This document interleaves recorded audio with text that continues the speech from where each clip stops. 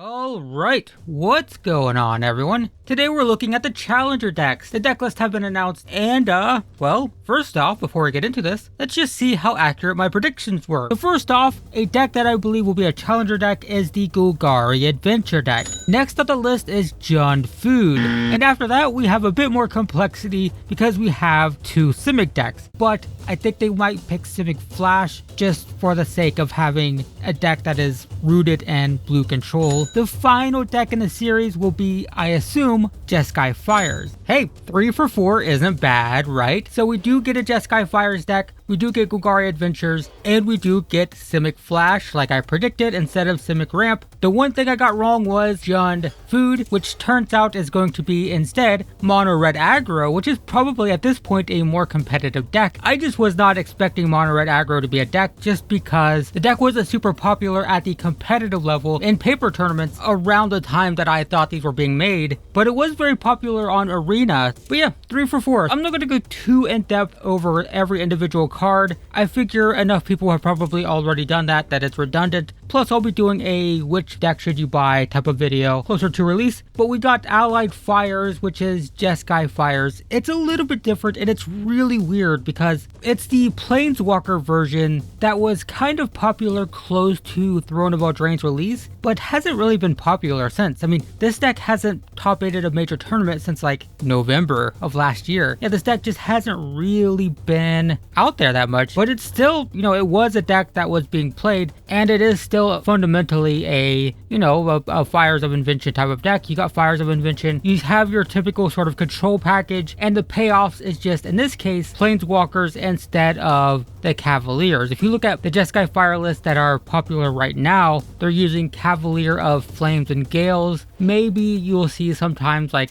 Sphinx of Foresight and stuff like that alongside Kenrith, and in this case we have Planeswalkers instead. Still good, it'll still do a lot of the same stuff, it's just with different payoffs. So yeah, it's pretty cool. Another notable thing has a Steam Vince in it. Steam Vince is cool. It's going to be a $30 deck with like how much is Steam Vince right now? Like $12 to $14. I don't know what it is exactly, but yeah, like half the deck's price is going to be in Steam Vince alone, so that's cool. After that is Final Adventure. This is Golgari Adventure. It's a little bit different than I would expect. First off, they didn't give us any questing beast that I thought they would give us at least one. No questing beast. Instead we got Vraska Golgari Queen, and most notably we got Fabled Passage in the mana base. That was completely unexpected. I did not expect them to print Fabled Passages in these decks, but there's a Fabled Passage. Couple temples as well. No Shockland in this one because it's Fabled Passage instead. But yeah, 2 Murderous Riders, 4 Lovestruck Beast, Vraska seems fine, and it is playing Lucky Clover, which is not always played. It's kind of sometimes played, sometimes not. It's a little bit janky, but some people do play it. So yeah, overall, it's a perfectly fine Golgari Adventure deck. Seems like it would work well enough. And then there's the Flash deck. The great thing about this deck was there wasn't a lot of highly valuable cards in it, so we basically have everything we need to make a Flash deck work. We've got all the counter spells we need. We've got Night Pack Ambushers, a full 4 copies of them. We even did get 1 Brazen Borrower. I didn't know if Brazen Borrower would be in the deck, but there we go, we did get 1. Yeah, totally, it's a 100% perfectly fine Flash deck with, once again, a Fabled Passage as well, so that's pretty cool. Got another Fabled Passage. I mean, what is that? Is a Fabled Passage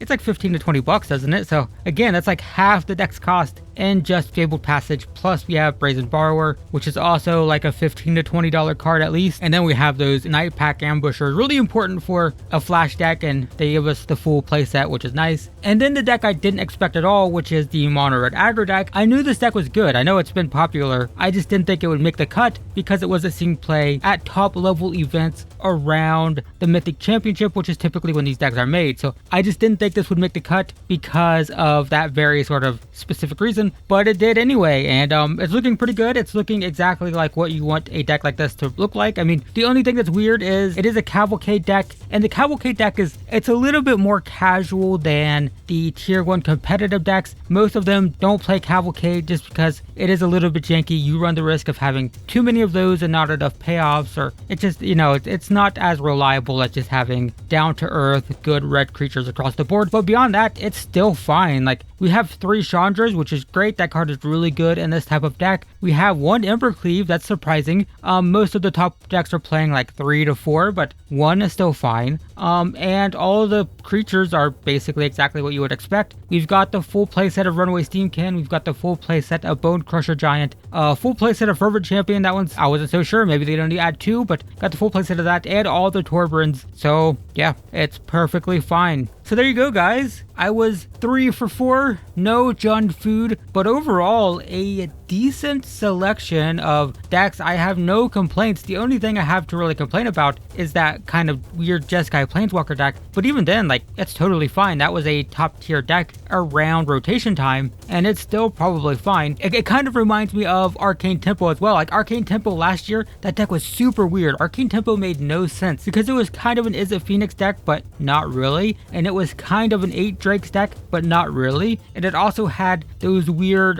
blue Tempo deck cards that, didn't really make sense for that deck. So yeah, that Arcane Tempo deck really weird, but despite that, it was still a great deck, and you could modify it to be a little bit more towards Arc-like Phoenix. You could modify it to be more like 8 Drakes. So yeah, I feel like that's how that Jeskai Fires deck is, or that Allied Fires deck is. It's a little bit weird. It's not exactly like any top tier deck at the moment, but you have enough pieces to gear it one way or another, or just play it straight out of the box, because I still think it's good. It's still a great deck. It was a great deck around rotation, and still something that's very playable at FNM. So yeah, overall, I think these are great. It's another year of really good challenger decks. Super glad to see that the quality of these are not going down. Wizards of the Coast seems to be sticking to their guns and just making these really good and consistently good, and I'm very happy to see it. So if you're a fan of the challenger decks, good news. They're good again this year. They're fantastic, and I see no reason not to buy any one of them. If you're going to be playing a Friday Night Magic, as always, I highly recommend these. They're just a great starting point to get into competitive Magic, or just Friday Night Magic level of competitiveness.